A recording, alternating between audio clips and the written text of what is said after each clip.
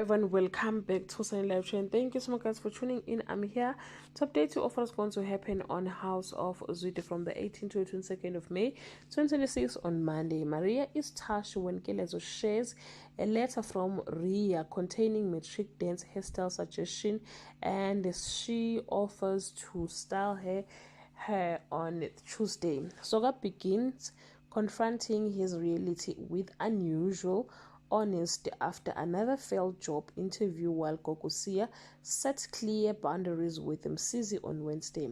Soga faces mounting financial pressure, including tax costs since losing the car. Isaac intervenes, giving Soga the financial support he had previously offered, and Soga now accepts it without pride or hesitation on Thursday. Kelezo loves Tato's stress but fears telling on, while Soga started pitching his financial consulting, and Gokusia catching Msizi arranging a new tender on Friday. Soga lands a bookkeeping job after persistent effort, while at home he and Mampo reconnect gently, taking their relationship slowly.